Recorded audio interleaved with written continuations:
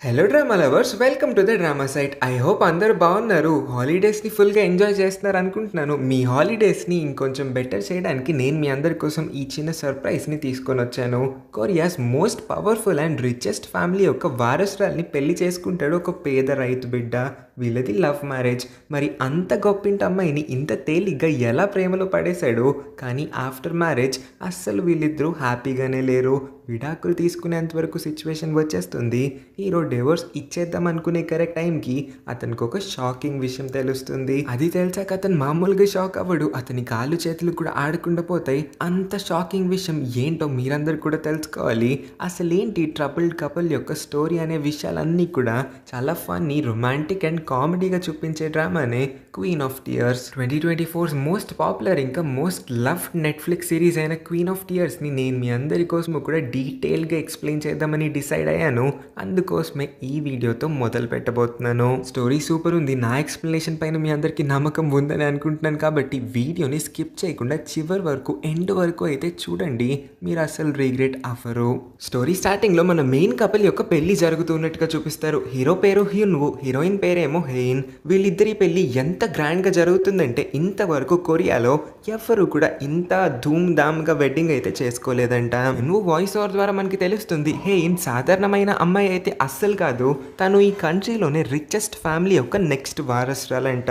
అలాంటి అమ్మాయిని పెళ్లి చేసుకోబోతున్న హ్యున్వూ లాంటి ఒక సాధారణమైన అబ్బాయి ఎలా బ్రతుకుతాడో, ఎలా అసలు తన భార్య చేతిలో నలిగిపోకుండా ఉంటాడో అతనికి కూడా తెలియట్లేదు ఇప్పుడు. తర్వాత మనకి వీళ్ళిద్దరి యొక్క క్యూట్ రొమాంటిక్ సీన్స్ అన్ని కూడా వెంటనే చూపించేస్తూ ఉంటారు.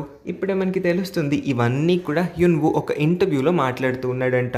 అతనికి పెళ్ళయి 3 సంవత్సరాలు అయింది. చాలా గ్రాండ్ గా చేసుకున్న వాళ్ళ పెళ్లిని వెడ్డింగ్ ఆఫ్ ద సెంచరీ అని పిలిచారు. 3 సంవత్సరాలుగా అతని భార్యతో చాలా హ్యాపీగా ఉన్నాడు. ఏ రోజు ఏం ప్రాబ్లమ్ కూడా రాలేదు. నన్ను ఎప్పుడు జనాలందరూ కూడా అడుగుతూ ఉంటారు, ఈ దేశంలోనే మోస్ట్ పవర్ఫుల్ క్వీన్ లా బ్రతికే ఒక అమ్మాయిని పెళ్లి చేసుకొని నువ్వు ఎలా ఫీల్ అవుతున్నావని. వాళ్ళందరికీ నేను ఎప్పుడు సమాధానం సరిగ్గా ఇవ్వలేకపోతాను.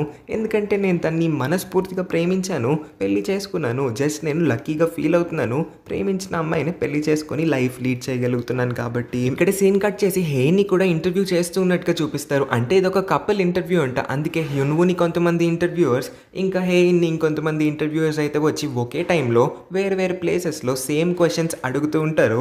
వాళ్ళిద్దరి నోట్ నుంచి ఎలాంటి ఆన్సర్స్ వస్తాయో చూడడానికి.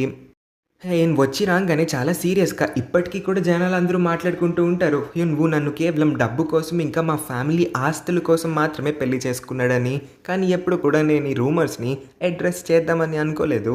ఎందుకంటే వీటన్నిటికీ నా దగ్గర టైం ఉండదు. కాబట్టి నా గురించి మీరు ఏమనుకుంటున్నారు? మీరు న్యూస్ ఆర్టికల్స్లో రాసే చెత్త చెదారం అంతా కూడా రోజు చదివి వాటన్నిటిని కూడా ఇది తప్పు ఇది కరెక్ట్ అని అడ్రస్ చేయడానికి అంత టైం ఉందనుకుంటున్నారా? అస్సలు లేదు నా దగ్గర అంత టైం. సో నేను ఎప్పుడు కూడా ఏ న్యూస్ ఆర్టికల్ని చదవలేదు. కేవలం రూమర్స్ నా చెవి వరకు వచ్చినాయి మాత్రమే.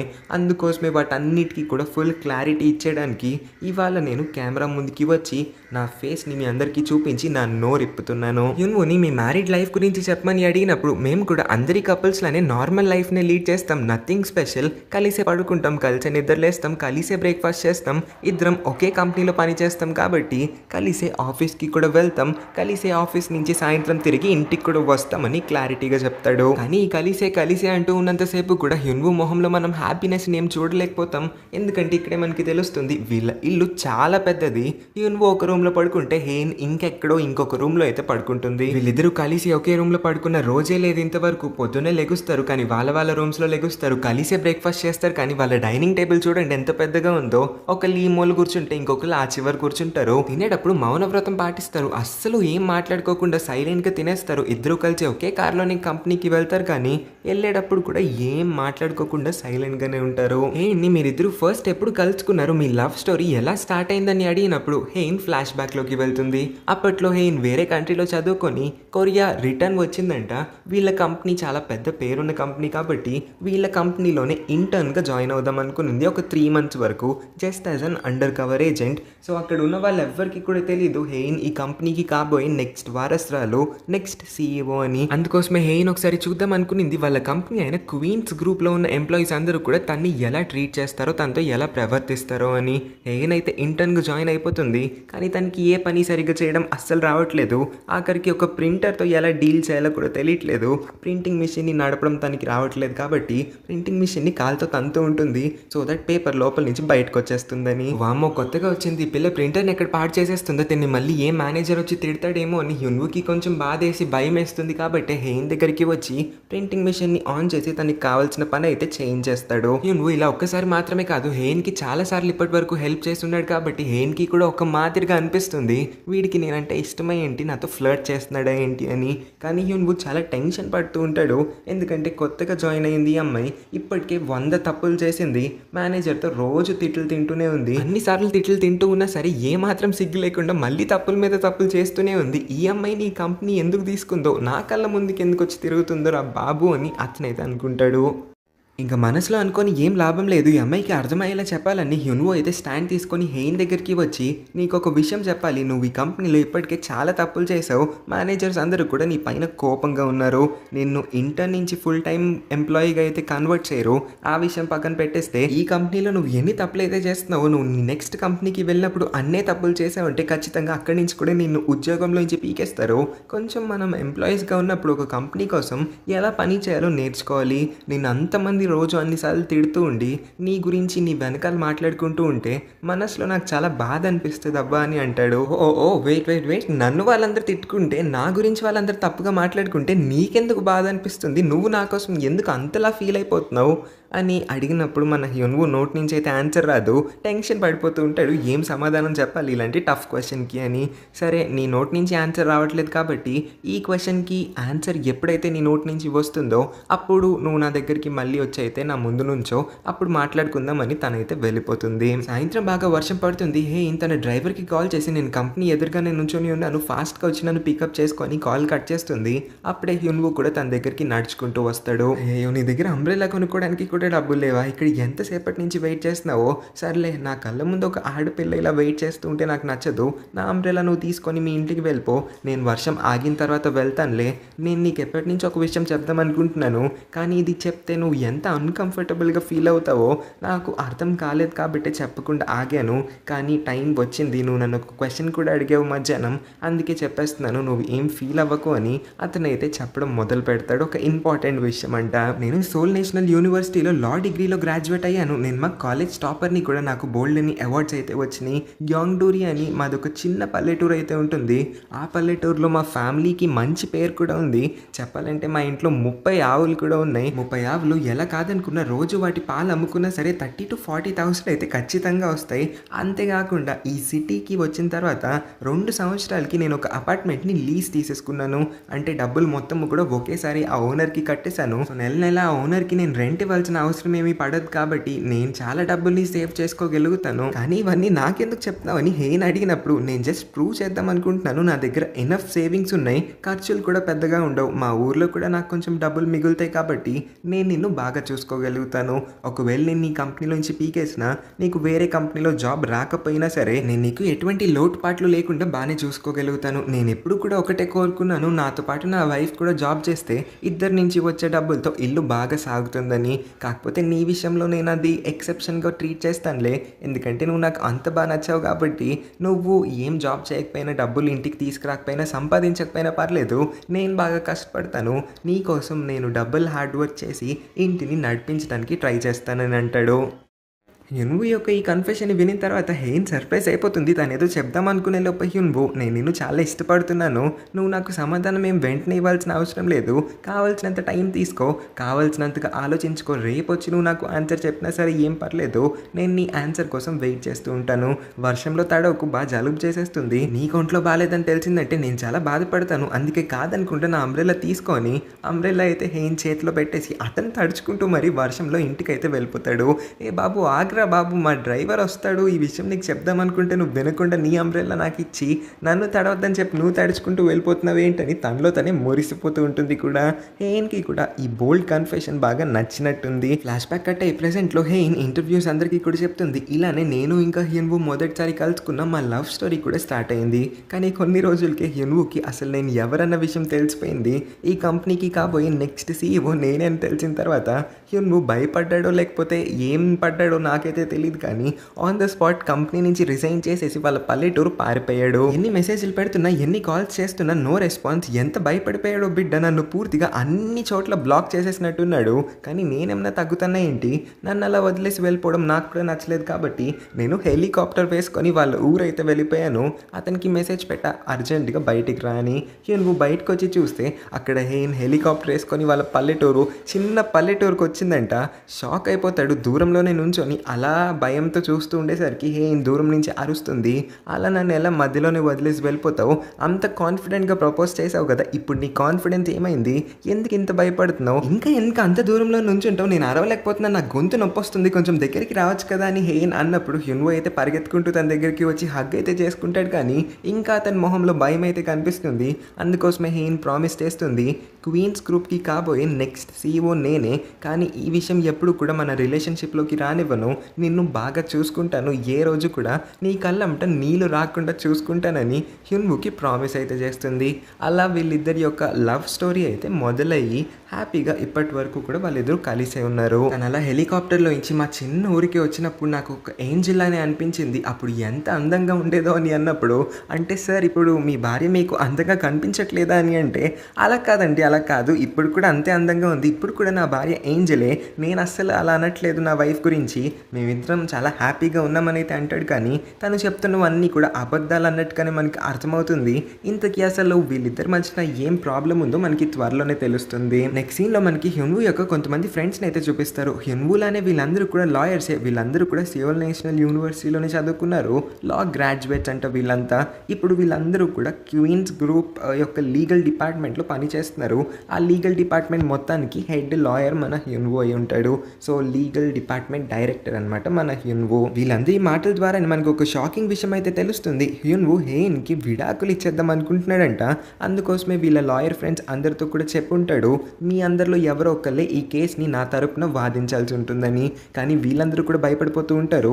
అసలు హ్యున్వూ తన భార్యకి అగెయిన్స్ట్గా వెళ్ళడం ఏంటి, డైవోర్స్ ఇవ్వాలనుకోవడం ఏంటి, ఒకవేళ నేను ఆ కేసుని హ్యున్వూ తరపున టేకప్ చేశానంటే హెయిన్కి అగెయిన్స్ట్గా వెళ్ళడం, క్వీన్స్ గ్రూప్కి వ్యతిరేకంగా వెళ్ళానంటే నా జీవితం మొత్తం పాడైపోతుంది, నన్ను సర్వనాశనం చేసేస్తారు వాళ్ళు, క్వీన్స్ గ్రూప్కి ఎదురెళ్ళిన వాళ్ళు ఎవరు కూడా ఇప్పటి వరకు బ్రతికి లేరు, అసలు నేను హ్యున్వూ తరపున వాదించాలనుకోవట్లేదు, నువ్వు చేయరా అంటే నువ్వు చేయరా అని వాళ్ళందరూ కూడా వాళ్ళని వాళ్ళే పుష్ చేస్తూ ఉంటారు. కానీ చివరికి వీళ్ళందరూ ఫిక్స్ అయ్యేది ఏంటంటే, మనతో పాటు హ్యున్వూ కూడా చదువుకున్నాడు లా డిగ్రీనే, హ్యున్వూ మనందరికన్నా బాగా చదువుతాడు, వాడికే మనందరికన్నా ఎక్కువ తెలుసు, వాడిని వాడే వాదించుకోమనండి, వాడి కేసుని మనం ఎవరం వాదించద్దు, హెయిన్కి అగెయిన్స్ట్గా వెళ్ళాలని నాకు అస్సలు లేదని వాళ్ళందరూ కూడా హెయిన్కి భయపడిపోతూ ఉంటారు.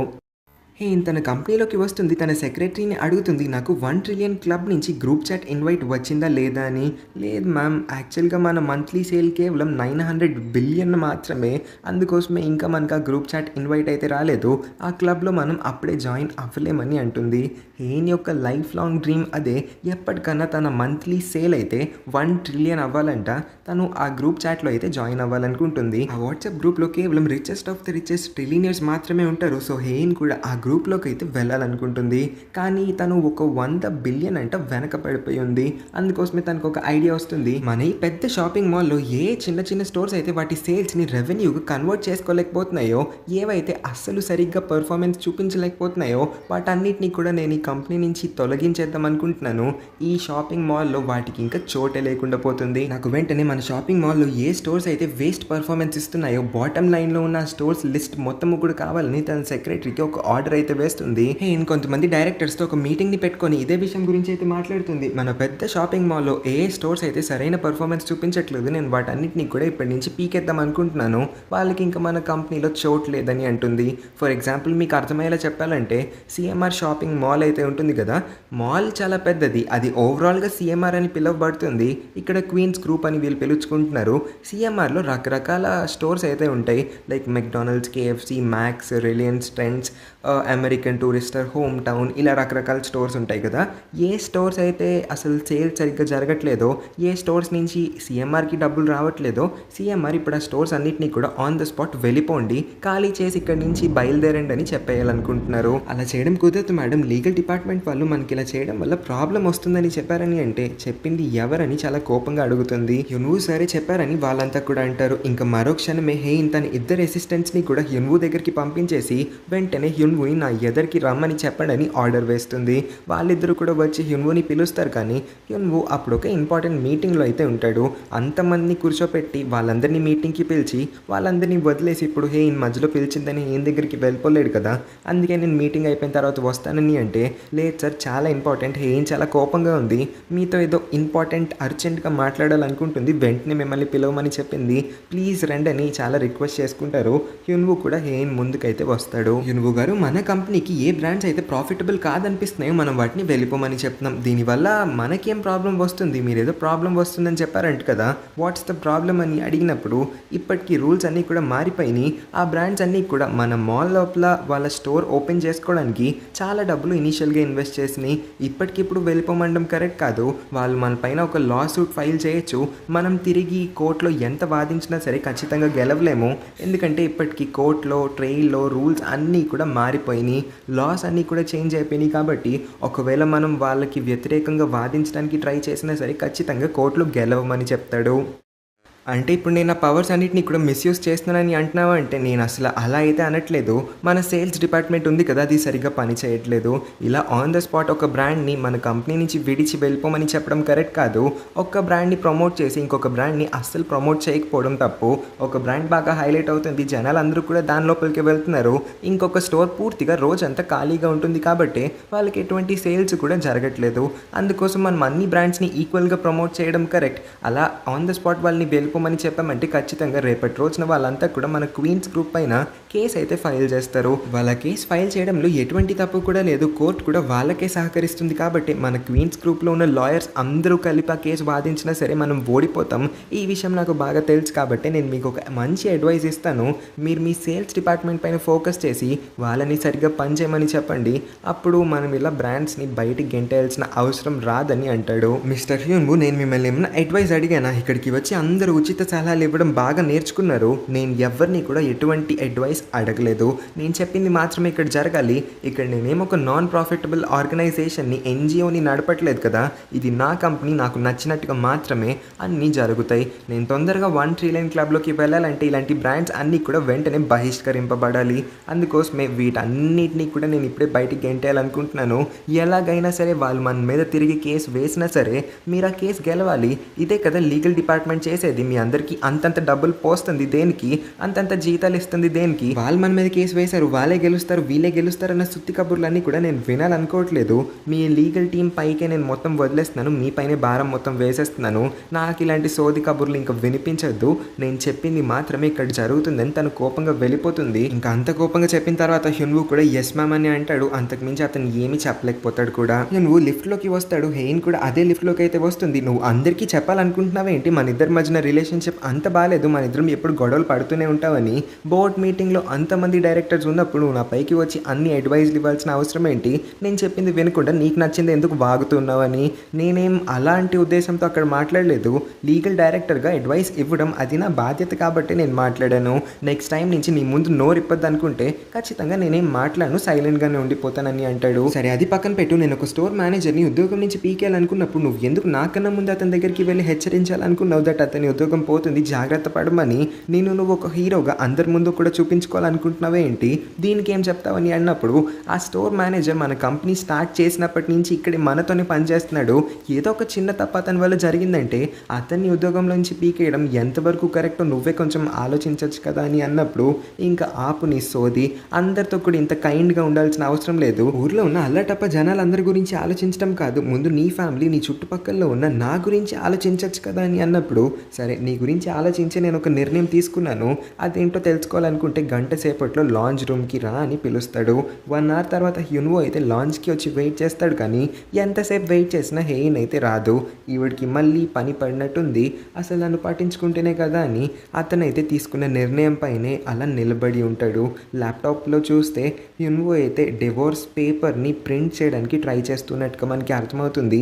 అతనైతే ఖచ్చితంగా ఫిక్స్ అయిపోయినట్టున్నాడు హెయిన్తో డివోర్స్ తీసేసుకోవాలని. ఆ డివోర్స్ పేపర్ వైపే హ్యున్వో కళ్ళార్పకుండా చూస్తూ ఉంటే చాలాసేపటికి హెయిన్ అయితే అతనికి మెసేజ్ చేస్తుంది ఫ్యామిలీ రూమ్కి అర్జెంట్గా రమ్మని, అంటే వాళ్ళ ఇంటికి పిలుస్తుంది డిన్నర్ చేయడానికి అనమాట. ఇక్కడే మనకి తెలుస్తుంది పెళ్ళైన తర్వాత హ్యున్వో అయితే హెయిన్ వాళ్ళ ఫ్యామిలీ లోపలికి ఇల్లరికపు అల్లుడిలాగా అయితే వచ్చి ఉంటాడు, వీళ్ళ ఫ్యామిలీతోనే కలిసి ఉంటాడు. హెయిన్ది చాలా పెద్ద ఫ్యామిలీ, వీళ్ళ ఫ్యామిలీ ట్రీ గురించి తెలుసుకుందాం నాతో పాటు రండి. నేను మీకు ఇప్పుడు వీళ్ళ ఫ్యామిలీ గురించి ఎక్స్ప్లెయిన్ చేస్తాను అనమాట.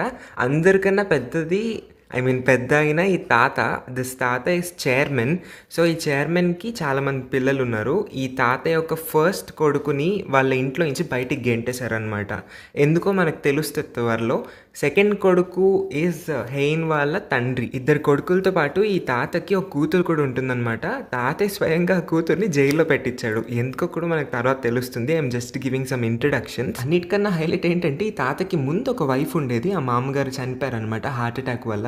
ఈయన వెంటనే ఇంకొక ఆవిడని పెళ్లి చేసేసుకున్నాడు. సో అందరూ దీన్ని ఎఫైర్ అనుకుంటారు, కానీ తాత మాత్రం ప్రేమించి పెళ్లి చేసుకున్నాడు. సో తాత యొక్క గర్ల్ ఫ్రెండ్, ఈమె పేరు సుల్ హీ. ప్రొనౌన్స్ చేయడం కొంచెం కష్టంగా ఉంది కాబట్టి మనం ఈవిడ గర్ల్ ఫ్రెండ్ అని పిలుచుకుందాం అనమాట. కనిపిస్తుంది కదా, ఈవిడే తాత యొక్క గర్ల్ ఫ్రెండ్. నేను మళ్ళీ స్పీడ్గా ఒకసారి రిపీట్ చేస్తా. తాతకి ముందు ఒక మామతో పెళ్ళయింది, కానీ ఆవిడ హార్ట్ అటాక్ వల్ల చనిపోయింది కాబట్టి తాత ఇంకొక ఎఫైర్ పెట్టుకున్నాడు ఈ గర్ల్ ఫ్రెండ్తో. తాతకి ముందు వైఫ్తో పుట్టిన పిల్లలు అయితే 3 అనమాట మొత్తం. ఫస్ట్ కొడుకుని ఏదో తప్పు చేయడం వల్ల మరి ఏం జరిగిందో మనకు త్వరలో తెలుస్తుంది, వాడిని వెలివేస్తారు ఇంట్లో నుంచి. ఈ ఇంట్లో అయితే ఇక్కడ లేడు. సెకండ్ కొడుకే మన హెయిన్ వాళ్ళ నాన్న అనమాట. వీళ్ళిద్దరిని పేర్లతో పిలవడం కన్నా పెద్దోడు చిన్నోడు అందం, సీతం వాకిట్లో సిరిమల్లె చెట్టు. ఓకే, నెక్స్ట్ మన తాతకి ఇంకో కూతురు కూడా ఉందన్నాను కదా, హెయిన్కి ఆంటీ అవుతుంది కాబట్టి మనం కూడా ఆంటీ అని పిలుచుకుందాం. ఆ ఆంటీ ప్రస్తుతం జైల్లో ఉంది. మరి ఏం తప్పు చేసింది అని మీ అందరికీ తెలిస్తే మీరందరూ కూడా పడి నవ్వుకుంటారనమాట. హెయిన్ వాళ్ళ నాన్నని కదా మనం చిన్నోడని పిలుచుకుంటున్నాం. ఇక్కడే హెయిన్ వాళ్ళ అమ్మని కూడా చూపిస్తారు. హెయిన్ వాళ్ళ అమ్మ చూడడానికి ఎంత స్ట్రిక్ట్గా ఉందనుకోకండి, హెయిన్తో కూడా అంతే రూడ్గా బిహేవ్ చేస్తుంది. వీళ్ళిద్దరికీ కూడా ఎందుకో అసలు పడదు. రీజన్ ఏంటో మీకు తెలుస్తుంది. మరి అన్ని విషయాలు ఫస్ట్ ఎపిసోడ్లో ఎలా తెలిసిపోతాయి చెప్పండి, కొంచెం అన్న సస్పెన్స్ మెయింటైన్ చేయాలి కదా. సో మీరు చివరి వరకు అయితే వెయిట్ చేయాలి, నెక్స్ట్ ఎపిసోడ్స్ కూడా మిస్ అవ్వకుండా చూడాలి. హెయిన్కి ఒక తమ్ముడు కూడా ఉన్నాడు, పేరు సూచియోల్. ఈ తమ్ముడికి కొంచెం నాటినెస్ ఎక్కువ, నోటిదోలు కూడా ఎక్కువ అనమాట. ఈ సూచియోల్కి కూడా పెళ్ళయింది. అతని వైఫ్ పేరు దాహి. ఎప్పుడు కామ్గానే కూర్చుంటుంది, అసలు ఈ డ్రామాలో క్యారెక్టరే లేనట్టు బిహేవ్ చేస్తుంది. వీళ్ళిద్దరూ కూడా పక్కనే అంటుకొని కూర్చొని ఉంటారు డ్రామా అంతా కూడా. Okay guys, for few seconds నా ఒరిజినల్ క్యారెక్టర్ బయటకు వచ్చేస్తుంది, కానీ ఐఎమ్ కంట్రోలింగ్. సో ఇంతటితో వీళ్ళ ఫ్యామిలీ ట్రీ గురించిన ఇంట్రొడక్షన్ మొత్తము పూర్తయిపోయింది. ఫ్యామిలీ రూమ్ లోపలికి హ్యున్వో కొద్ది క్షణాలు లేట్గా వస్తాడు అంతే. ఈలోపే హెయిన్ వాళ్ళ అమ్మ అంటే హ్యున్వో వాళ్ళ అత్తయ్య అయితే అతన్ని తిట్టడం మొదలు పెట్టేస్తుంది. నీకు అసలు టైం సెన్స్ లేదు కదా, మేమందరం నీకోసం ఎంతసేపటి నుంచి వెయిట్ చేస్తున్నామో నీకు తెలియట్లేదా అని. సూచియోల్ని కూడా వాళ్ళ పెద్ద బిజినెస్లో ఏదో ఒక చిన్న కంపెనీకి సీఈఓగా అయితే చేసి ఉంటారు. అతనికి ఇప్పుడు ఏదో ఒక చిన్న ఫేవర్ కావాలంటే మన హ్యున్వో నుంచి వాళ్ళ లీగల్ టీమ్ ఈ ప్రాబ్లమ్ని సాల్వ్ చేయలేకపోతుంది. కాబట్టి హ్యున్వో చాలా గ్రేట్ లాయర్ కాబట్టి హ్యున్వోని హెల్ప్ అడుగుతాడు. కానీ హ్యున్వోకి ఇదంతా కూడా అనవసరం, ఎందుకంటే అతను హెయిన్ కింద పనిచేస్తున్నాడు, ఈ సూచియోల్ కింద పని చేయట్లేదు. కాబట్టి లేదు బామర్ది, నా వల్ల కాదు, మీ అక్కే నా తలపైన చాలా పని పెట్టింది, అదంతా కంప్లీట్ చేయడానికి నా టైం సరిపోవట్లేదు అని అతను అంటూ ఉండేసరికి అత్తగారు ఇన్వాల్వ్ అయిపోయి ఒక్క ఎస్ చెప్పడానికి నీకు మరీ ఇంత నొప్పి ఏంటి అంతలా అడుగుతున్నాడు కదా నా కొడుకు, ఒప్పుకోవడానికి ఏం మాయరోగమే ఏంటి అని కొంచెం సీరియస్గా అనేసరికి హ్యున్వోకి భయం వేస్తుంది. కాబట్టి సరే అత్తయ్య చేసి పెడతాను లేండి ఆ పని అని అతనైతే అనేస్తాడు. ఇక్కడే మనందరికీ కూడా అర్థమవుతుంది హ్యున్వోని ఫ్యామిలీ మొత్తం కూడా ఒక బొమ్మని ట్రీట్ చేసి చేసినట్టు చేస్తారు. వాళ్ళందరూ ఏం చెప్పినా సరే హ్యున్‌వూ చేయాల్సిందే. చేయకపోయారంటే వాళ్ళ డామినెన్స్‌ని చూపిస్తారు. అరిచి లేకపోతే తిట్టన్నా సరే పని కానిచ్చుకుంటారు. అచ్చం ఒక తోలు బొమ్మని ఎలా అయితే ఆడిస్తారో వీళ్ళంతా కూడా హ్యున్‌వూని అలానే ఆడిస్తారు. మరి ముఖ్యంగా హ్యున్‌వూ వాళ్ళ ఈ అత్తగారు. మరి మన హేయిన్ తన భర్త కోసం స్టాండ్ తీసుకొని అమ్మ ఇంకా ఆపొచ్చు కదా, అందరి ముందు ఎందుకు మా ఆయనతో ఇలా మాట్లాడతావు అని ఏ రోజు అనిందే లేదు. హ్యున్‌వూని ఎంతమంది ఎన్ని మాటలన్నా సరే తాను మాత్రం దిష్టి బొమ్మలాగా అలా కూర్చొని ఉంటుంది. హేయిన్ వాళ్ళ మమ్మీ అంటే హ్యున్‌వూకి అత్తయ్య, నేను ఈ అత్తయ్య మావయ్య సెన్స్ని కంటిన్యూ చేస్తున్నాను ఎందుకంటే మనం హ్యున్‌వూ పాయింట్ ఆఫ్ వ్యూలో మాట్లాడుకుందాం బికాస్ ఐఎమ్ ఏ బాయ్ కాబట్టి. అత్తయ్య మాట్లాడడం కంటిన్యూ చేస్తూ నేను మీ ఇద్దరి నుంచి ఒక బేబీని ఎక్స్పెక్ట్ చేస్తున్నాను. న్యూస్ ఆర్టికల్స్ వాళ్ళకి నచ్చినవి రాస్తూ పోతున్నాయి. మీ ఇద్దరి మధ్యన రిలేషన్షిప్ అస్సలు బాలేదని, ఒక పిల్లను కనేసారంటే చక్కగా ఇంకా న్యూస్ ఆర్టికల్స్ అన్నిటికీ కూడా చెక్ పెట్టచ్చు కదా. మీరిద్దరు ఎందుకు అసలు ఒక బేబీని కనడానికి రెడీగానే లేరు. సరే ఇది మీరిద్దరు ముందు చేయాల్సిన పని. తర్వాత హ్యున్‌వూ నువ్వైతే బాస్టన్ వెళ్ళి నీ ఎంబీఏ డిగ్రీని కంప్లీట్ చేయాలి. ఎప్పటి నుంచో నేను దీని గురించి నీతో చెప్తూ ఉన్నాను కదా, ఇంకెంత డిలే చేస్తావని అన్నప్పుడు అదే నేను మీకు ఎన్నిసార్లు చెప్పాలి, సియోల్ నేషనల్ యూనివర్సిటీ యొక్క టాపర్ని, లా గ్రాడ్యుయేట్ని, మీ కంపెనీ యొక్క లీగల్ డైరెక్టర్గా మంచి జాబ్ కూడా చేస్తూ ఉన్నాను. ఇంకెంత చదువుకోవాలి, నాకు ఇంకా చదవాలని లేదు. ఇది నేను ఆల్రెడీ మీకు చాలా చెప్పాను అనుకుంటా అని అనేలోపే నువ్వు నాకు చెప్పడం కాదు, నేను నీకు చెప్పింది నువ్వు వినాలి. నేను ఒక ఆర్డర్ వేశానంటే నువ్వు ఖచ్చితంగా అది ఫాలో అయ్యి తీరాల్సిందే అని ఆజ్ఞాపిస్తుందంతే అత్తగారు. అయినా హ్యున్‌వూ చదువుకోవడానికి మేము డబ్బులు ఇచ్చి నిన్ను అక్కడికి పంపించి బాగా చదివిస్తుంటే నీకు ఏం నొప్పి చదువుకోవడానికి అని అంటుంది. తెక్కేంటి వీడికి ఏమన్నా? హ్యున్‌వూ ఏజ్ ఎంత 35 అలా ఉండొచ్చు. ఈ టైంలో వెళ్ళి చదువుకోమంటే వాడికి మాత్రం మండతా ఏంటి చెప్పండి. అంతకు మించి హ్యున్‌వూ ఇక్కడ బేబీని కనేసి అతను చదువుకోవడానికి వెళ్ళాలంట. వాళ్ళ బేబీ యొక్క ఫస్ట్ 2 ఇయర్స్ టైంలో అతను చదువుకుంటూ ఉంటే ఇక్కడి ఫ్యామిలీ మెంబర్స్ అందరూ కూడా హ్యున్‌వూ యొక్క బేబీని పెంచుతారంట. ఇది అస్సలు కూడా హ్యున్‌వూకి నచ్చదు. అందుకోసమే తను అలా సైలెంట్గానే ఉండిపోతాడు, వీళ్ళతో మాట్లాడిన వేస్ట్ అని చెప్పి. ఈలోపు మావయ్య గారు మాట్లాడడం మొదలు పెడతారు. నేను హాంగ్ సూబిన్ని మే నెలలో కలవాలనుకుంటున్నానని అంటాడు. హాంగ్ సూబిన్ తనెవరు, ఆ అమ్మాయి పేరు నేను ఎప్పుడు వినలేదు కదా మావయ్య అని అంటే, ఈ అమ్మాయి పేరుని నేను ఇందాకడే ఫిక్స్ చేశాను, తను నాకు కాబోయే మనవరాలు, పేరు నేను ఆల్రెడీ ఫిక్స్ చేసేసాను అని అంటే హ్యున్‌వూ షాక్ అవుతాడు. ఎందుకంటే అతని సర్ నేమ్ ఇనీషియల్ బేక్ అనమాట. పుట్టబోయే బేబీకి లెక్క ప్రకారం హ్యున్‌వూ ఇనీషియల్ రావాలి కదా, అలా కాకుండా హెయిన్ ఇనీషియల్ని పెట్టడానికి అంటే వీళ్ళ ఫ్యామిలీ నేమ్ని పెట్టడానికి అయితే మావయ్య ఫిక్స్ అయిపోయాడు. అదే విషయాన్ని చెప్పడానికి టాపిక్లోకి దూరాడనమాట. ఎంతకాలమని మనం పాతకాల పద్ధతులు ఫాలో అవుతూ ఉంటాం. తండ్రి ఇనీషియలే బేబీస్ ఇన్హెరిట్ చేయాలన్న రూల్ని మనం మారుద్దాము. నా కూతురు ఇనీషియల్ అంటే మా ఫ్యామిలీ నేమ్ని పుట్టబోయే బేబీకి పెట్టాలని నేను ఫిక్స్ అయిపోయాను. పాతకాల పద్ధతులన్నింటినీ కూడా తీసి డస్ట్బిన్లో పడేయని చిన్న కవరింగ్ కూడా చేసుకుంటాడనమాట. తన కళ్ళ ముందు ఇంత మాట్లాడుతూ ఉన్న హ్యున్‌వూ కోసం హెయిన్ ఇప్పటికన్నా స్టాండ్ తీసుకుంటుంది, అతని కోసం ఏమైనా మాట్లాడుతుందేమో అని. హ్యున్‌వూ అయితే హెయిన్ వైపు చూస్తాడు కానీ తను మాత్రం ఇంకా మౌనంగానే ఉండడంతో హ్యున్‌వూ చాలా డిసప్పాయింట్ అవుతాడు. ఆ తర్వాత ఎవరి రూమ్స్కి వాళ్ళు వెళ్ళిపోతూ ఉన్నప్పుడు హ్యున్‌వూ హెయిన్తో ఏదో మాట్లాడాలని తన్ని ఆపేస్తాడు. మీ చెవులకి మీ అమ్మ నాన్న చెప్పిన మాటలన్నీ కూడా వినిపించినాయి అని అనుకుంటున్నాను. ఇక్కడ నేను బేబీని కానేసి చదువుకోవడానికి అబ్రాడ్ వెళ్ళాలంట. పుట్టబోయే బిడ్డని వాళ్ళు పెంచుతారా, వాళ్ళు ఎంత బాగా పెంచుతారో నాకు తెలుసు, కానీ నా కూతురు కొడుకు ఎవరు పుడితే వాడిని నేనే పెంచాలనుకుంటున్నాను నా చేతుల మీద కానీ అంటే, బేబీని పెంచాలని నువ్వెందుకు అంత తహతహలాడిపోతున్నావు, ఆ బేబీ ఇంట్లో పెరగదా ఏంటి, తన కోసం కావాల్స్తే నేను ఎంతమంది పని మనుషులన్నా పెట్టించి ఆ బిడ్డని జాగ్రత్తగా చూసుకోగలుగుతాను. మా అమ్మ నాన్న ఉన్నారు, తాతయ్య ఉన్నారు, అంతమంది ఉన్నారు కదా, అంతమంది ఉన్నప్పుడు నువ్వేం టెన్షన్ పడక్కర్లేదు, నువ్వు ప్రశాంతంగా వెళ్ళి చదువుకొని రా, మా మమ్మీ డాడీ చెప్పారు కదా అని అంటుంది. మన ఇద్దరి మధ్యన రిలేషన్షిప్ ఎలా ఉందో నీకు తెలుసు, నాకు తెలుసు, మీ ఫ్యామిలీలో ఎవరికి తెలియదు కదా. సో వాళ్ళ బేబీని కనమని అన్నప్పుడు నువ్వెందుకు ఏం మాట్లాడలేదు, ఇలాంటి టైంలో నీకు నిజంగానే బేబీ కావాలా అని అన్నప్పుడు మా మమ్మీ డాడీ చెప్పారంటే నేను ఏదన్నా చేస్తాను, బిజినెస్కి ఆ బేబీ అవసరపడుతుంది అంటే ఖచ్చితంగా దాన్ని కనేస్తాను, నాకేం ప్రాబ్లం లేదని అంటుంది. నువ్వు ఇంత ఇంపార్టెంట్ విషయం మాట్లాడుతూ ఉన్నా సరే హెయిన్ ఈ టైంలో ఒక కాల్ని పిక్ చేస్తుంది. ఆ న్యూస్ ఆర్టికల్ రాస్తున్నారా, నా గురించి మంచిగా రాస్తారు, ఓకే, హ్యున్‌వూ గురించి కూడా బాగా రాయండి, అతను సియోల్ నేషనల్ యూనివర్సిటీలో చదువుకున్నాడు, బెస్ట్ లాయర్ కూడా ఆ కాలేజ్లో, అందరికన్నా బెస్ట్ టాపర్ అని, మా ఆయన గురించి కూడా బాగా హైలైట్ చేయండి అని అన్నెసరీ విషయాలన్నీ కూడా అతను ముందు మాట్లాడుతుంది. హ్యున్‌వూకి చాలా కోపం వచ్చేస్తుంది. ఇంకా ఆపుతావని, సో ఇది ఎన్నిసార్లు అని ఇలాంటి ఇంటర్వ్యూస్ అన్నీ కూడా చేయిస్తావు, నీకు అంతగా ఇంటర్వ్యూస్ చేయాలనుకుంటే నువ్వే ఒక్కదానివే కెమెరాల ముందు కూర్చొని వాళ్ళందరినీ పిలిపించుకొని ఇంటర్వ్యూలు చేయి, నెక్స్ట్ టైం నుంచి నన్ను అసలు ఇంటర్వ్యూస్కి పిలవద్దు, నాకు చాలా విరక్తి వచ్చేస్తుంది మాటి మాటికి అబద్ధాలు చెప్పి చెప్పి. మన ఇద్దరి మధ్యన నిజంగా అంత బాగుందా? లేదు కదా. మరి అలాంటప్పుడు ఎందుకు ఈ ఫేక్ ఇంటర్వ్యూస్ అని పిలిపించుకొని నాతో అన్ని అబద్ధాలే మాట్లాడిస్తావు? నువ్వు కూడా నీ నోటి నుంచి అన్ని అబద్ధాలే చెప్పాల్సి వస్తుంది. ఇన్ని అబద్ధాలు చెప్పే కన్నా ఇంటర్వ్యూసే ఆపించవచ్చు కదా. నెక్స్ట్ టైం నుంచి కొంచెం బుర్ర తక్కువ పనులు చేయడం మానేసి బుర్ర ఉండే పనులు ఏమన్నా చెయ్యని కోపంగా అరిచి అయితే వెళ్ళిపోతాడు అక్కడి నుంచి. గార్డెన్లో హెయిన్ వాళ్ళ తమ్ముడు సూచోల్ ఫోన్లో ఎవరితోనో మాట్లాడుతూ ఉంటే హెయిన్ వెనక్కి నుంచి వచ్చి వాడి డిప్ప మీద లాగి పెట్టి ఒక్కటి పీక్తుందంతే. ఇందక్కడేంట్రా అందరి ముందు మా ఆయనతో నీకు నచ్చినట్టు వాడికి ఆర్డర్లు వేస్తూ ఉన్నావు, వాడు నా భర్త లేకపోతే నిన్ను పెళ్లి చేసుకున్నాడా? అంతకు మించి నీకు నచ్చినట్టు నా మొగుడితో మాట్లాడడానికి నీకు ఎంత ధైర్యం ఉండాలి? నెక్స్ట్ టైం నుంచి యున్వుతో మాట్లాడేటప్పుడు మాటలు జాగ్రత్తగా రాని. నెక్స్ట్ టైం నుంచి మా ఆయన ముందు నీ నోరు కానీ అదుపు తప్పిందంటే నాకన్నా చెడ్డదాన్ని ఇంకెక్కడ కూడా చూడవు నువ్వు.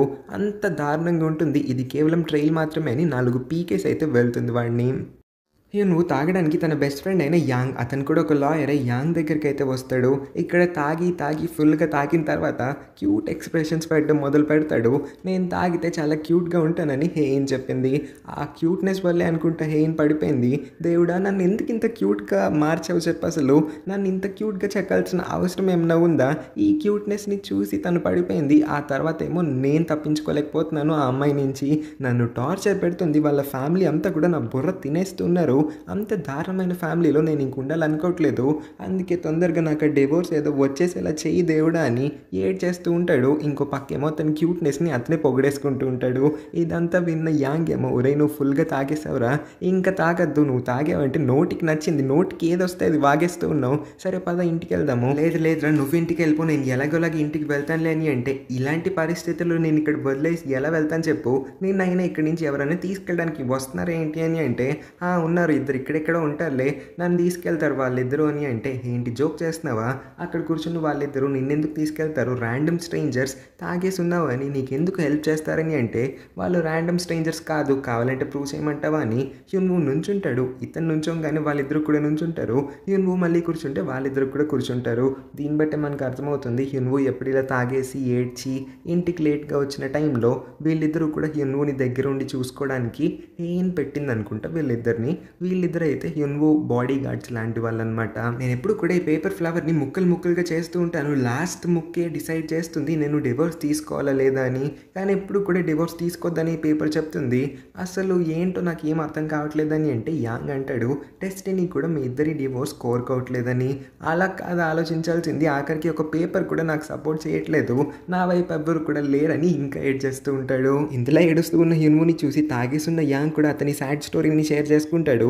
యాంగ్ ఎప్పుడైనా రాత్రి ఇంటికి ఇలా లేట్గా వచ్చినా, లేకపోతే వాళ్ళ బేబీ కోసం డైపర్స్ తీసుకురావడం మర్చిపోయినా సరే వాళ్ళ ఆవిడ కర్రీ ఎరిగేటట్టు పాపం యాంగ్ని కొడుతుందంట. ఓర్ నాయనో ఏం గయ్యాలు గంపలను చేసుకున్నాం రా బాబు. సరే అయితే మీ ఆవిడ నిన్ను కొడుతుంది అంటున్నావు కదా, మళ్ళీ ఇక్కడ ఎందుకు కూర్చున్నావు, వెళ్ళు బయలుదేరి ఇంటికి, ఆ ఇద్దరు బాడీ గార్డ్స్ ఇక్కడే పడి ఉంటారులే, నన్ను తీసుకెళ్ళడానికి అని యాంగ్ని పంపించేస్తాడు.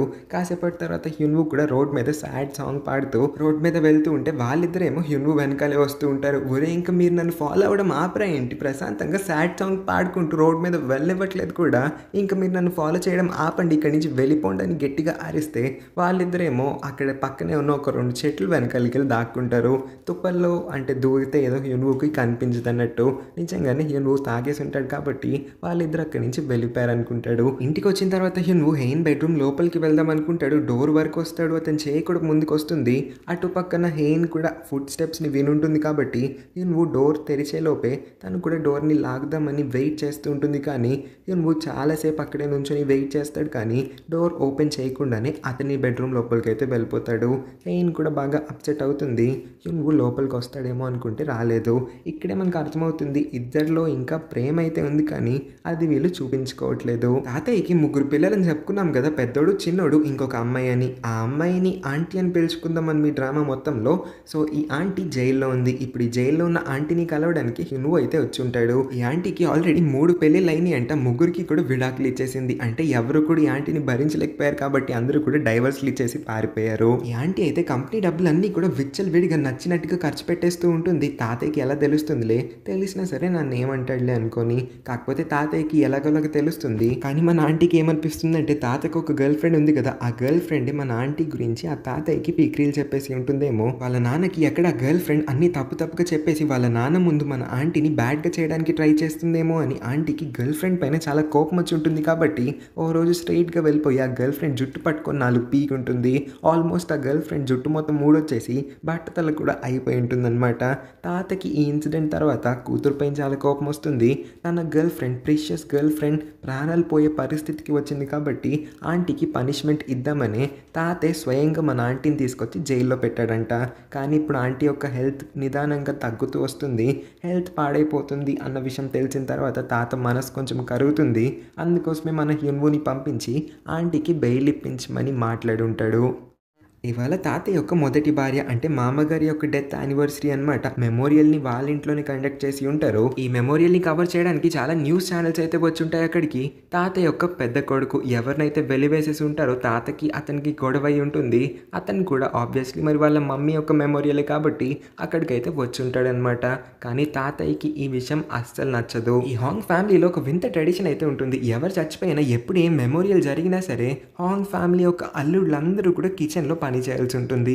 మరి ముఖ్యంగా వాళ్ళందరూనే కష్టపడి గెస్ట్లందరికీ కూడా వంటలు చేసి పెట్టాలంట. లేడీస్ ఏం పనులు చేయరు. అంతకు మించి అంతమంది పని మనుషులు ఉన్నా సరే వాళ్ళందరికీ కూడా ఈరోజు రెస్ట్ ఇచ్చేస్తారంట. ఎందుకంటే పనులుగా ఈ అల్లుళ్ళు ఉన్నారు కాబట్టి. ఇక్కడ కనిపిస్తున్న వీళ్ళందరూ కూడా మన హెయిన్ వాళ్ళ కజిన్ సిస్టర్స్ వాళ్ళందరి యొక్క భర్తలు అనమాట. వీళ్ళందరూ కూడా సేమ్ టార్చర్ని అనుభవిస్తున్నారు వాళ్ళ వైఫ్స్ నుంచి. కానీ వీళ్ళందరూ కూడా మన హ్యున్వుని చూసి ఇంకా బాధపడతారు. బికాస్ డైరెక్ట్ మెయిన్ సీఈఓ అయిన మన హేని పెళ్లి చేసుకున్నాడు కాబట్టి. ఆబ్వియస్లీ వాళ్ళందరి వైఫ్లు ఎలా ఉన్నారంటే మెయిన్ వైఫ్ అయిన హేనే పెళ్లి చేసుకున్నాడు. హ్యున్వు రోజు పాపం ఎంత నరకాన్ని అనుభవిస్తున్నాడు అని వాళ్ళందరూ కూడా హ్యున్వు కోసం 2 నిమిషాలు మౌనాన్ని అయితే పాటిస్తారు. మొదటి భార్య చనిపోయింది, ఆవిడని గుర్తు చేసుకోవడానికి కదా ఇవాళ ఈ మెమోరియల్ని పెట్టారు. అందుకోసమే ఈ ఈవెంట్ని రెస్పెక్ట్ చేసి గర్ల్ ఫ్రెండ్ అయితే ఈవెంట్కి అటెండ్ అవ్వకూడదని అనుకుంటుంది. కానీ మన తాత ఉన్నాడు కదా, నువ్వు రాకపోతే ఈవెంట్ని ఆపేయను అని చెప్పి చిన్నగా బ్లాక్మెయిల్ చేసి తన గర్ల్ ఫ్రెండ్ని కూడా ఈవెంట్కి అయితే రప్పిస్తాడు. తాత కొంచెం ఓవర్ యాక్షన్ ఎక్కువ లేండి, మీరందరూ పట్టించుకోకండి. మెమోరియల్ అయితే స్టార్ట్ అవుతుంది. సూచోల్ అయితే దీపాలన్నింటినీ కూడా వెలిగించడానికి ట్రై చేస్తూ ఉంటాడు. ఇదే టైంకి జైలు నుంచి కూడా విడుదలైన మన ఆంటీ అయితే లోపలికి వచ్చి హంగమ్మ చేయడం మొదలు పెట్టేస్తుంది. ఆంటీకి అస్సలు ఈ గర్ల్ ఫ్రెండ్ అంటే పడదు. అలాంటిది ఆంటీ వాళ్ళ మమ్మీ చనిపోయిన రోజు వాళ్ళ మమ్మీ కోసం పెట్టిన ఈవెంట్లో వాళ్ళ మమ్మీ యొక్క ఉంపుడు గత్తెని చూస్తే ఎంత కోపం వస్తుంది చెప్పండి. అందుకే స్ట్రైట్గా ఈ కోపం మొత్తం వాళ్ళ నాన్న మీద చూపిస్తుంది. నాన్న నీకు అసలు బుర్ర ఉందా లేదా? అమ్మ చనిపోయిందని ఒక ఈవెంట్ని పెడితే దీన్ని ఎందుకు ఈవెంట్ లోపలికి రానిచ్చావు? అసలు దీనివల్ల నేను జైలుకి వెళ్ళాల్సి వచ్చింది. నాన్న నేనేం తప్పు చేయలేదు. ఆ రోజు దీని జుట్టు పీకాను, 4 వెంట్రుకలు ఊడొచ్చినాయి అని నువ్వు దీనికి ఏదో అయిపోయింది అనుకొని నన్ను జైలుకి పంపించావు. అసలు నువ్వెక్కడ తండ్రివి చెప్పు? నన్ను మర్యాదగా జైలు నుంచి విడిపించు. టెంపరీగా కాదు, నేను మొత్తానికి ఇంటికి వచ్చేయాలనుకుంటున్నాను. లేకపోతే నేనేం చేస్తానో నీకే తెలీదు. ఇదిగో నీ గర్ల్ ఫ్రెండ్ ఉంది కదా, సైలెంట్గా ఉన్నట్టు యాక్టింగ్ చేస్తుంది. దీన్ని నేను పై ఫ్లోర్ నుంచి తోసేస్తానా అన్న, మర్యాదగా నన్ను జైల్లో నుంచి బయటకు తీసుకొచ్చి ఇంకా దీని మొహమే నేను చూడాలనుకోవట్లేదు. ఎందుకు దీన్ని ఇక్కడికి తెచ్చారు? అసలు ఎవరు దీన్ని ఇక్కడికి రానిచ్చారని గట్టిగా అరిచేస్తూ ఉంటుంది. అయినా మీరందరూ మర్చిపోయారు ఏంటి? అమ్మ ఎలా చనిపోయింది? నాన్నకి దీంతో ఎఫ్ఐఆర్ ఉందని తెలిసిన తర్వాతే కదా అమ్మకి హార్ట్ బ్రేక్ అయింది, అందుకే చచ్చిపోయిందని అందరికీ కూడా ఇంకోసారి వాళ్ళ మమ్మీ చావుకి కారణం గుర్తు చేస్తూ ఉంటే మన హెయిన్ వాళ్ళ నాన్న చిన్నోడైతే వచ్చి వస్తే అమ్మ చచ్చిపోయింది హార్ట్ బ్రేక్ వల్ల కాదే, హార్ట్ అటాక్ వల్ల. 2 ఒకటి కాదు. నువ్వు ఇప్పుడు ఎందుకు ఈ గర్ల్ ఫ్రెండ్ని తక్కువ చేయడానికి నోటికి ఏదొస్తుంది మాట్లాడుతున్నావు అంటే నువ్వు మూసుకొని పక్కకి వెళ్ళరా, లేకపోతే నీ డిప్ప కూడా పగల కొడతానని అంటుంది. అలా తన ఫ్రస్ట్రేషన్ మొత్తాన్ని కూడా బయట పెట్టుకున్న తర్వాత చివరికి ఆవిడే కొంచెం కామ్ డౌన్ అయితే అవుతుంది. అంటే అందరూ కూడా దగ్గరికి వచ్చి ఆవిడని కొంచెం శాంతపరుస్తారు. తాత పైనుంచి తన పెద్ద కొడుకుని చూస్తాడు. రోడ్ మీద మీడియా వాళ్ళందరూ కూడా పెద్దోడిని చుట్టేసి రకరకాల క్వశ్చన్లు అన్నీ అడుగుతూ ఉంటారు. తాతకి ఖచ్చితంగా తెలుసు పెద్దోడు ఇక్కడికి మీడియా అటెన్షన్ ఇంకా ఏదో ఒక హంగామా చేయడానికి వచ్చాడంట. అందుకోసమే వెంటనే వాడిని ఇక్కడి నుంచి తరిమేయండి సెక్యూరిటీ గార్డ్స్ అందరికీ కూడా ఒక చిన్న ఆర్డర్ని అయితే పాస్ చేస్తాడు. దీన్ని బట్టి మనకు అర్థమవుతుంది తాతయ్యకి ఇంకా పెద్దోడికి మధ్యన అస్సలు రిలేషన్షిప్ బాగాలేదని. ఇవాళ హ్యున్వు వాళ్ళ నాన్న ఒక 60th బర్త్డే. కానీ హ్యున్వు వాళ్ళ నాన్నని చూడడానికి వెళ్ళలేకపోతాడు. ఎందుకంటే హాంగ్ ఫ్యామిలీలో ఒక రూల్ ఉంది, ఏ రోజు ఏ ఈవెంట్ జరిగినా సరే అల్లుళ్ళందరూ కూడా వంట చేయాలి కదా. ఆ టైంలో అల్లుళ్ళు ఎవ్వరూ కూడా ఈ ఇంటి ప్రిమైసెస్ని దాటి ఎక్కడికి కూడా వెళ్ళకూడదంట. వంటింటికి ఉండేలాగా ఈ ఇంట్లోనే పడి ఉండాలి కాబట్టి హ్యున్వు అయితే కొంచెం అప్సెట్ అవుతాడు ఈ చెత్తలో రూల్స్ అన్నిటి వల్ల. హేన్వుని వాళ్ళ మావయ్య అంటే హెయిన్ వాళ్ళ నాన్న అయితే రూమ్ లోపలికి పిలుస్తాడు. ఎందుకంటే వీళ్ళ కంపెనీలోనే ఎప్పటినుంచో పని చేస్తున్న ఒక ఎంప్లాయీ సడన్‌గా వీళ్ళకి రెసిగ్నేషన్ ఇచ్చేసి ఇంకొక కంపెనీలో జాయిన్ అవ్వాలని నిర్ణయించుకున్నాడు కాబట్టి, అందుకోసమే మావయ్య ఒక చీప్ ప్లాన్ అయితే వేస్తాడు. దట్ ఆ ఎంప్లాయీ లైఫ్‌ని డెస్ట్రాయ్ చేసేద్దామని. ఎందుకంటే మన క్వీన్స్ గ్రూప్‌ని వదిలేసి వెళ్ళిపోయేంత అర్హత, అంత ధైర్యం ఎవరు చేస్తారు చెప్పు? నువ్వు ఈ టాస్క్‌ని నేను నీకే అప్పచెప్తున్నాను. ఆ ఎంప్లాయీ పైన ఒక కన్నేసి ఉంచు. అతను ఏ విధంగా అన్నా సరే మన క్వీన్స్ గ్రూప్ యొక్క రెప్యుటేషన్‌ని తగ్గించడానికో, పాడు చేయడానికో ట్రై చేశాడంటే ఖచ్చితంగా అతన్ని చంపేద్దాం. అతని జీవితం మొత్తాన్ని కూడా సర్వనాశనం చేసేద్దాం. ఇతని ద్వారా నేను మన ఎంప్లాయీస్ అందరికీ కూడా ఒక ఎగ్జాంపుల్‌ని సెట్ చేద్దాం అనుకుంటున్నానని చాలా స్ట్రిక్ట్‌గా, సీరియస్‌గా, కోపంగా మాట్లాడతాడు. ఈ మాటలన్నీ విన్న హ్యున్‌వు షేక్ అయిపోతూ ఉంటాడు. మరెంతైనా ఆయన కూతురికే కదా విడాకులు సైతం ఇచ్చేయడానికి తయారయ్యాడు. ఈయన్ని చూస్తే ఏమో రాయలసీమ రౌడీ కన్నా దారుణంగా ఉన్నాడు. వామ్మో! ఈయనకి గాని నేను డివోర్స్ ఇచ్చేద్దాం అనుకుంటున్న విషయం తెలిసిందంటే నన్ను ఊరికే వదిలిపెట్టడు. పాతేస్తాడనుకుంటా నిలువున అని చాలా భయపడిపోతూ ఉంటాడు మన హ్యున్‌వు అయితే. హ్యున్‌వు హాస్పిటల్‌కి డాక్టర్‌ని కలవడానికి వస్తాడు. ఈ మధ్య నాకు చాలా సఫోకేషన్ ఫీలింగ్ వచ్చేస్తుంది. నేను ఎవరిని చూసినా సరే నర్వస్‌గా ఫీల్ అవుతున్నాను. ప్రశాంతంగా బ్రతకలేకపోతున్నానని. హ్యున్‌వు యొక్క అపాయింట్మెంట్ పైన కూడా రాసుంటాడు. అతను అర్జెంట్‌గా తన వైఫ్‌కి డివోర్స్ ఇచ్చేయాలనుకుంటున్నాడని. ఎందుకు నువ్వు నీ భార్యకి డివోర్స్ ఇవ్వాలనుకుంటున్నావు? రీజన్ నేను తెలుసుకోవచ్చా అని అడిగినప్పుడు హ్యున్‌వు మాట్లాడడం మొదలుపెట్టాడు. మాదొక పెద్ద బంగ్లా. ఇంట్లో ఒక తాతతో పాటు అతనికి ఒక గర్ల్ ఫ్రెండ్ కూడా ఉంటుంది. చిన్న కొడుకున్నాడు. అతని భార్య అంటే మా మావయ్య ఇంకా అత్తయ్య వాళ్ళిద్దరూ 24 గంటలు నన్ను ఎక్కి తొక్కుదామని చూస్తున్నారు. రీసెంట్‌గా జైల్లో నుంచి విడుదలైన ఒక ఆంటీ కూడా ఉంది. వీళ్ళందరూ ఒక ఎత్తు అయితే వేరే వైపు నా భార్య కూడా ఉంది. నా భార్యకు ఒక తమ్ముడు ఉన్నాడు. వాడు కూడా నాకు ఆర్డర్లు వేస్తూ ఉంటాడు. మమ్మల్ని చూసి ఇదొక మంచి ఉమ్మడి కుటుంబం అనుకోకండి. నేను వాళ్ళ ఇంటికి ఇల్లరికానికి వెళ్ళాను. అందరికందరూ కూడా నా పైన పెత్తనం చూపించడానికి ట్రై చేస్తారు. రోజు వీళ్ళతోనే కలిసి రాత్రి డిన్నర్ చేయాలి. 9:00కి అందరూ కూడా ఫ్యామిలీ రూమ్ అనే ఒక గది లోపలికి అయితే వచ్చేసి ఆ రోజుటి వాళ్ళ రోజు గురించి అయితే మాట్లాడుతూ ఉంటారు. అక్కడ కూడా నన్ను ఏదో ఒకలాగా పొడి చేయాలని మాట్లాడతారు కానీ ఎప్పుడు కూడా నన్ను ఎవరు పొగడలేదు. వాళ్ళ కంపెనీ కోసం నేను ఎంత చేస్తున్నాను. ఇంతేకాకుండా ప్రతి weekend holidays, Christmas, new year, Sankranti, Dasara అని ఏ పండుగ అయినా, ఏ డెత్ యానివర్సరీ అయినా అందరూ కూడా కలిసి చేసుకోవాలనుకుంటారు. సంవత్సరానికి 15 డెత్ యానివర్సరీలు ఉంటాయి. అంతమంది ఎలా చచ్చిపోతారో నాకు కూడా అర్థం కావట్లేదు. కానీ వాళ్ళ ఇంటి అల్లుళ్ళు మాత్రమే వంట చేయాలని ఒక చెత్త రూల్ ఉంటుంది. దానివల్ల నాకు అసలు బాబోయ్ ఎంత మంట వచ్చేస్తుందంటే అని హ్యున్‌వు అయితే చాలా ఫ్రస్ట్రేట్ అయిపోతూ ఉంటాడు. ఆఫీస్ విషయానికొస్తే నేను మా కంపెనీ యొక్క లీగల్ డిపార్ట్మెంట్ యొక్క డైరెక్టర్‌ని. ఆ హెడ్ పొజిషన్ ఏదో ఇచ్చారు కానీ నా బాస్ మా వైఫ్. మా వైఫ్ యొక్క బాస్ వాళ్ళ నాన్న అంటే మా మావగారు. ఆయన యొక్క బాస్ వాళ్ళ నాన్న అంటే ఆ తాత అనమాట. వీళ్ళలో ఎప్పుడు ఎవరు పిలుస్తారో తెలీదు. ఏ క్షణాన ఎవరు పిలిచి ఏం పనులు చేయించుకుంటారో అని నా గుండె ఎప్పుడు కూడా వేగంగానే కొట్టేసుకుంటూ ఉంటుంది. అందుకే ఇంత స్ట్రెస్‌ఫుల్ ఎన్విరాన్మెంట్‌లో నేను ఉండాలనుకోవట్లేదు. సో ఈ ప్రాబ్లమ్స్ అన్నిటికీ కూడా ఒకే ఒక సొల్యూషన్ డివోర్స్ తీసుకోవడం అని హ్యున్‌వు అన్నప్పుడు, నీకు ఇంత స్ట్రెస్‌ఫుల్ ఎన్విరాన్మెంట్‌లో ఉండాలని లేనప్పుడు నువ్వు నీ వైఫ్‌ని తీసుకొని ఈ ఫ్యామిలీ మొత్తానికి దూరంగా ఇంకెక్కడైనా ఉండొచ్చు కదా అని అంటే, మీకు అర్థం కావట్లేదా డాక్టర్? నాకు ఈ ఫ్యామిలీ మెంబర్స్ అందరూ ఇచ్చే స్ట్రెస్ కన్నా నా వైఫ్ ఇచ్చే స్ట్రెస్సే చాలా ఎక్కువగా అనిపిస్తుంది. భరించలేకపోతున్నాను ఈ మధ్య అయితే. తను చాలా సెల్ఫ్ అబ్సెస్డ్, చాలా సెల్ఫిష్ అమ్మాయి. తన గురించి మాత్రమే ఆలోచిస్తుంది. ఫ్యామిలీలో ఎంతమంది నన్ను ఎన్ని మాటలన్నా సరే ఒక్కరోజు స్టాండ్ తీసుకోలేదు. ఏమో తనకి నేను అసలు ఇష్టం లేదనుకుంటా. అప్పుడు ప్రేమించుకున్నాం. ఇప్పుడు ప్రేమ మొత్తం పోయింది. నేను తనకి దూరం అయిపోవాలనుకుంటున్నాను. విడాకులు ఒక్కటే కరెక్ట్ చాయిస్ అని క్లియర్‌గా చెప్పేస్తాడు డాక్టర్‌కి. 3 ఏళ్ల క్రితం హెలికాప్టర్ వేసుకొని మా ఊరికి వచ్చినప్పుడు ఏంజెల్ అనుకున్నాను. నా దగ్గరికి వచ్చి నన్ను హగ్ చేసుకున్నప్పుడు కూడా నా కళ్ళమ్మట అస్సలు నీళ్లు రాకుండా చూసుకుంటానని ప్రామిస్ చేసింది. అది నమ్మిన నేను ఎదవని 3 ఏళ్ల నుంచి ఏడుస్తూనే ఉన్నాను. నా వల్ల ఇంకా అస్సలు కావట్లేదు. మరి ఇంత తట్టుకోలేని పరిస్థితుల్లో ఉన్నప్పుడు నువ్వు ఇంకా డివోర్స్ ఇచ్చేయకుండా ఎందుకు వెయిట్ చేస్తున్నావని అంటే, నీకు మా మావయ్య గురించి తెలీదు డాక్టర్. ఆయన చాలా డేంజరస్ పర్సన్ అసలు. ఎవరైనా అతనికి అడ్డొచ్చినా, ఎవరన్నా కంపెనీకి అన్యాయం చేస్తేనే వాళ్ళ జీవితం మొత్తాన్ని నాశనం చేద్దాం అనుకుంటాడు. అలాంటిది అతని కూతుర్నే వదిలేయాలనుకుంటున్నానంటే నన్ను ఎక్కడ చంపేస్తాడేమో నాకు భయమేస్తుందని అతని బాధ అతను చెప్పుకుంటాడు. డాక్టర్ కూడా అతనికి కొన్ని మెడిసిన్స్ ప్రిస్క్రైబ్ చేస్తాడు స్ట్రెస్ తగ్గించడానికి. నెక్స్ట్ సీన్లో మనకి గ్రేస్ అనే ఒక ఆవిడని చూపిస్తారు. ఈవిడ కొరియాస్ టాప్ మ్యాచ్ మేకర్. పెద్ద పెద్ద కుటుంబాల యొక్క వారసులందరికీ కూడా ఈవిడ పెళ్లి సంబంధాలని తీసుకొని వస్తుంది. ఈవిడ తెచ్చిన పెళ్లి సంబంధం కనుక వాళ్ళు చేసుకున్నారంటే వాళ్ళు లైఫ్ లాంగ్ హ్యాపీగా ఉంటారు. అంత పర్ఫెక్ట్ అబ్బాయిని కానీ, అంత పర్ఫెక్ట్ అమ్మాయిని కానీ వెతికి తెస్తుంది అనమాట. ఇవాళ క్వీన్స్ డిపార్ట్మెంట్ స్టోర్కి వచ్చి ఉంటుంది. అక్కడ హెయిన్ కనిపిస్తే వెంటనే వెళ్ళి వెళ్ళి హెయిర్‌ని టచ్ చేసి మరి తెగ ఏదో బాగా క్లోజ్ అన్నట్టు మాట్లాడేస్తూ ఉంటే, ఇంకొంచెం దూరం పాటించమని, నేనెవరో మీకు అంత బాగా తెలీదనుకుంటా. సో, నెక్స్ట్ టైమ్ నుంచి మాట్లాడేటప్పుడు మాటలు జాగ్రత్తగా రానివ్వండని పెద్దగా పట్టించుకోకుండా అయితే హెయిన్ అక్కడి నుంచి వెళ్ళిపోతుంది. కానీ అందరి ముందు పరువు పోయింది కాబట్టి గ్రేస్ ఒక చిన్న రివెంజ్ తీర్చుకుందాం అనుకుంటుంది. స్ట్రెయిట్‌గా యున్వో ఆఫీస్‌కి వచ్చేస్తుంది. యున్వో నీకు తెలుసు కదా నేను గ్రేస్ పెద్ద పెద్ద కుటుంబాలకి మ్యాచ్ మేకింగ్ చేస్తూ ఉంటాను. రీసెంట్‌గా దాయంగ్ గ్రూప్ వాళ్ళ పెద్ద కొడుకు చనిపోయాడు ఒక యాక్సిడెంట్‌లో. కానీ అతను చనిపోయే ముందు ఒక వీల్‌నామా రాశాడంట. దాని లోపల అతని ఆస్తి ఇంకా అతని డబ్బు మొత్తము కూడా అతని భార్యకి కాకుండా తన ఫ్యామిలీకి రాసుకున్నాడు. దీనివల్ల ఆ భార్యకి చనిపోయిన భర్త నుంచి ఒక్క రూపాయి కూడా లేకుండా పోయింది. ఇప్పుడు తను ఒంటరి పక్షిలాగా బ్రతకాల్సి వస్తుంది. పాపం కదా ఆ అమ్మాయికి అలా జరుగుతుందని నేను అసలు అనుకోలేదు. ఎంతైనా నేను తీసుకెళ్ళిన సంబంధం కాబట్టి నాకు కూడా బాధేస్తుందని అంటే, అయినా ఇదంతా జరగడానికి వీల్లేదు.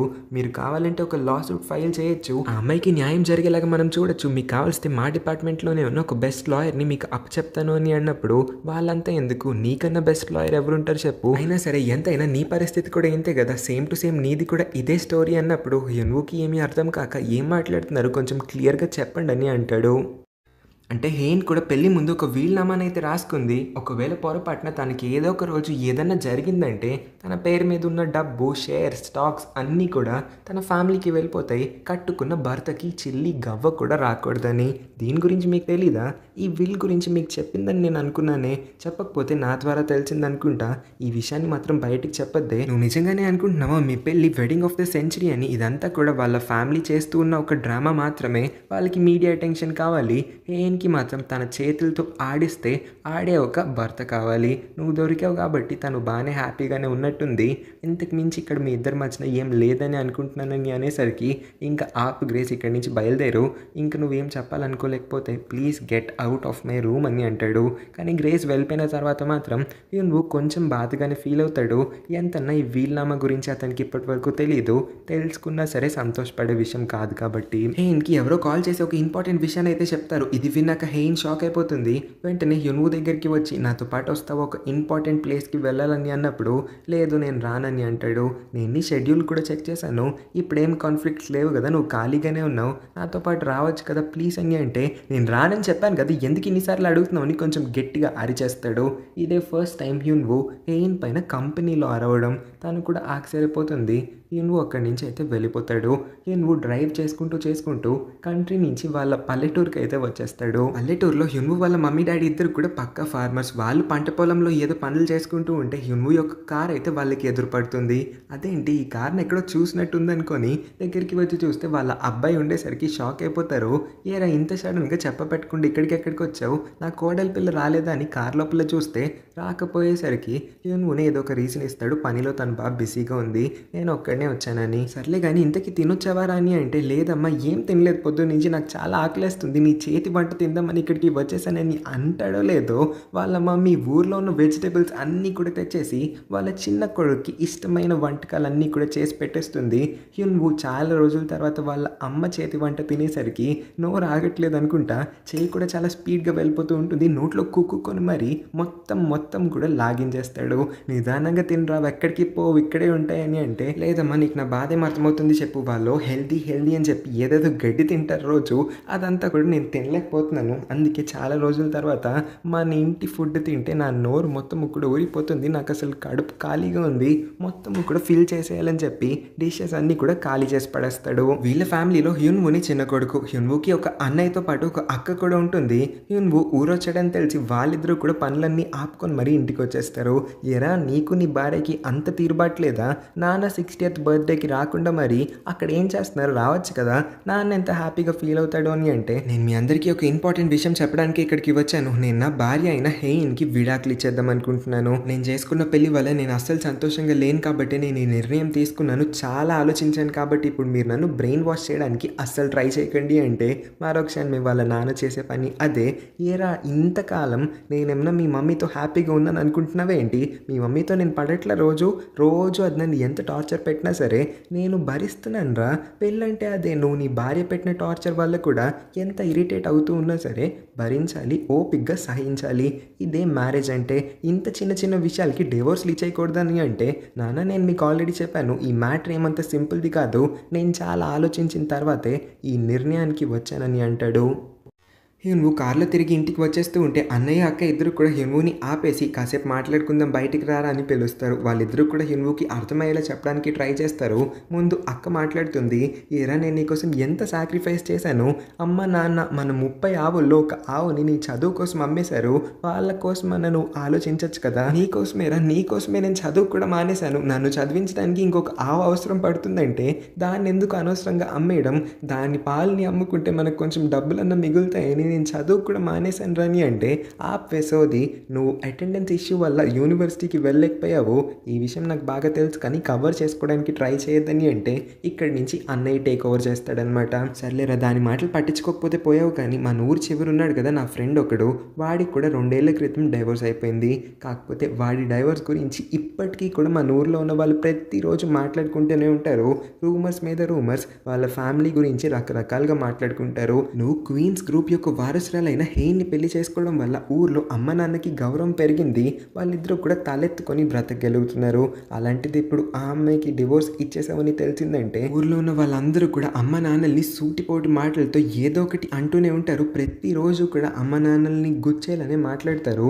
ఇదంతా కూడా నువ్వు చేసిన తప్పే అవుతుంది చివరికి. అందుకోసమే బాగా ఆలోచించి నిర్ణయం తీసుకోరా అని అన్నయ్య కూడా కొంచెం ఎమోషనల్ అయ్యి చెప్తాడు.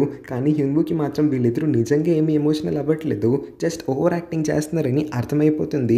ఎందుకంటే హెయిన్ పెళ్లి టైంలో వీళ్ళిద్దరికీ కూడా 2 గిఫ్ట్లు ఇచ్చిందంట.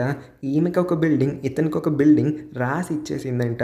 ఆ బిల్డింగ్లో పాపేమో బ్యూటీ పార్లర్ పెట్టుకుంటే ఈ అన్నగారేమో ఒక బాక్సింగ్ క్లబ్ని పెట్టుకున్నాడంట. మరి అవి హెయిన్ ఇచ్చిన గిఫ్ట్సే కాబట్టి ఇప్పుడు హెయిన్తోనే డివోర్స్ అయిపోయిందంటే హెయిన్ ఎక్కడ 2 గిఫ్ట్స్ని కూడా తిరిగి మళ్ళీ ఇచ్చేయమంటుందేమో అని వీళ్ళిద్దరి బ్రెయిన్లో కూడా తట్టింది. కాబట్టి వెళ్ళిపోతూ ఉన్న హ్యున్‌వూని ఆపి మరి ఈ ఎమోషనల్ డ్రామా అంతా కూడా చేస్తారు. అన్నయ్య, అక్క యొక్క ఎమోషనల్ ఫేక్ డ్రామా గురించి తెలిసిపోయిన తర్వాత ఇంక నన్ను వదులుతారా లేకపోతే మీ గిఫ్ట్స్ని నేను ఇక్కడే తీసేసుకొని వెళ్ళిపోతానని కోపంగా చెప్పైతే హ్యున్‌వూ నేను నిర్ణయం పైన నిలబడి ఉంటాను, మార్చుకునే ప్రసక్తే లేదని ఫిక్స్ అయ్యి మళ్ళీ ఇంటికైతే వచ్చేస్తాడు. హ్యున్‌వూ అతని ఎంగేజ్మెంట్ రింగ్ని చూస్తాడు. తర్వాత అతని రూమ్లో ఉన్న డివోర్స్ పేపర్ని తీసుకొని స్ట్రైట్గా హెయిన్ రూమ్లోకి వచ్చేసి నేను నీకు ఒక విషయం చెప్పాలనుకుంటున్నానని అంటాడు. ఈలోపే హెయిన్ కూడా నేను కూడా నీకు విషయం చెప్పాలనుకుంటున్నాను, ముందు నేనే చెప్తానని అంటుంది.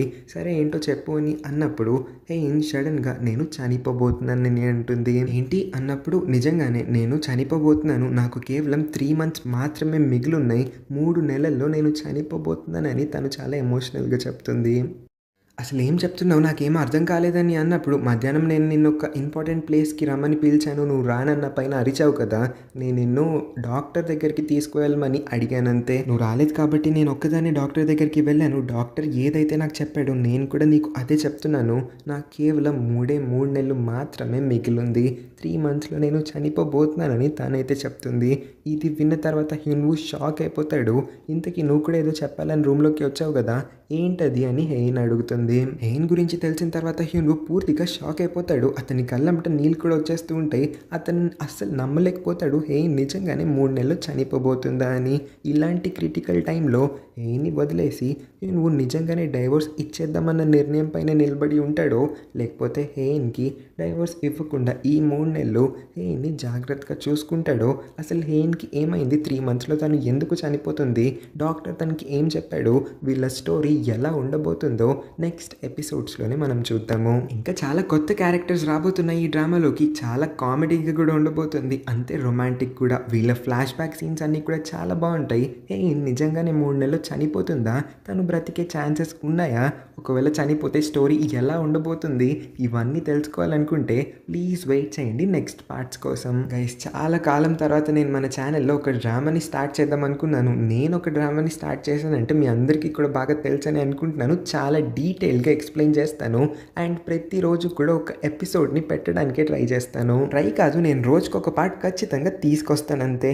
ఈ మంత్ జూన్ మొత్తం కూడా మన ఛానల్ క్వీన్ ఆఫ్ టీయర్స్తో హడావిడి చేయాల్సిందంతే. నెక్స్ట్ పార్ట్స్లో స్టోరీ చాలా ఇంట్రెస్టింగ్గా ఉంటుంది. నెక్స్ట్ పార్ట్స్ అన్నీ కూడా మిస్ అవ్వకుండా చూడాలనుకుంటే వెంటనే మన ఛానల్ని సబ్స్క్రైబ్ చేసుకోండి. ఇంతవరకు చూసారంటే మీకు ఈ వీడియో నచ్చిందని అనుకుంటున్నాను. సో ఈ వీడియోకి ఎన్ని లైక్స్ అయితే అన్ని లైక్స్ ప్లీజ్ చేయండి, సో దట్ ఇంకా ఎక్కువ మందికి ఈ వీడియో రీచ్ అయితే అవుతుంది. నెక్స్ట్ పార్ట్స్ కూడా వాళ్ళందరూ చూడగలుగుతారు. సరే ఇలా కాదు, ఈ వీడియోని చాలామంది చూస్తారని నాకు తెలుసు, కానీ చాలామంది లైక్ చేయరు కాబట్టి నాకు లైక్స్ కావాలి వీడియోకి, అందుకోసం ఇలా అడుగుతున్నాను. ఒకవేళ ఈ వీడియోకి 4000 లైక్స్ వచ్చినాయి అని అంటే ఖచ్చితంగా నేను నెక్స్ట్ పార్ట్‌ని మరో క్షణమే మీ ముందుకి తీసుకొచ్చి పెట్టేస్తాను. ఏమంటారు ఛాలెంజ్ యాక్సెప్టెడా? సరే ఛాలెంజ్ పక్కన పెడితే ప్లీజ్ సబ్స్క్రైబ్ అయితే చేసుకోండి. లైక్ కూడా చేయండి. స్టోరీ ఎలా అనిపించిందో కింద కామెంట్ చేయండి. నెక్స్ట్ పార్ట్స్‌ని నేను స్పీడ్‌గా తీసుకొచ్చేస్తాను. కామెంట్స్ కూడా ఇంపార్టెంటే. ఎన్ని కామెంట్స్ వస్తే నేను అంత హ్యాపీగా ఫీల్ అవుతాను. మీ అందరి కామెంట్స్ కూడా నేను చదువుతాను. వాటన్నిటికి రిప్లై కూడా ఇస్తాను. మీరు ఎన్ని కామెంట్స్ పెడితే I feel that much happy అనమాట. ఓకేనా? ఇంకా మీరు ఒకవేళ మన ఛానల్‌కి ఫస్ట్ టైమ్ వ్యూవర్స్ అయితే మొదటిసారి వీక్షిస్తున్నట్లయితే మన ఛానల్‌లో ఇప్పటికి నేను 400 వీడియోలు అప్లోడ్ చేసి పెట్టాను. రకరకాల మూవీలు, రకరకాల డ్రామాలు అయితే అప్లోడ్ చేశా. సో మీ అందరికీ నచ్చే కంటెంట్ బోల్డ్ అంతుంది మన ఛానల్‌లో. ఈలోపు నేను నెక్స్ట్ పార్ట్స్‌ని తెచ్చేలోపు కొంచెం చెక్ చేయడానికి కూడా ట్రై చేయండి. Thank you for watching.